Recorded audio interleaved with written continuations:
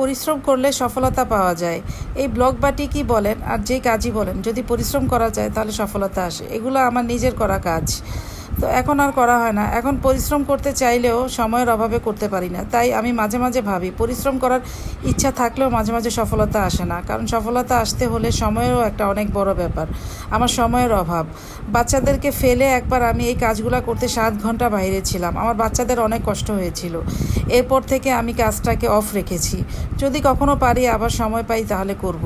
তো এখন কাজটা বন্ধ। এগুলো আমার নিজের করা, নিজের হাতের চাদর, নিজের হাতের পর্দা, এগুলো সব আমার করা। হয়তো হুট করে একদিন আবার শুরু করব, সেটা কবে আমি জানি না। বাসার জন্য করব, এখন বাসার জন্য করার ইচ্ছাই আছে।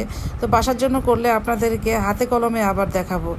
এই কাজগুলো করেছি, করার পরে যখন আমি বিছাই তখন আমার খুব ভালো লাগে। এত ভালো লাগে যে এগুলোর মধ্যে কত স্মৃতি যে আমার পড়ে আছে বলার বাহিরে। স্মৃতিগুলো নিয়েই এখন পড়ে আছি। তাই আমার ধারণা, পরিশ্রম করার ইচ্ছা থাকলেও অনেক সময় সফলতা আসে না। তো এই কথাটা একদম ভুল যে পরিশ্রম করলেই সফলতা আসবে।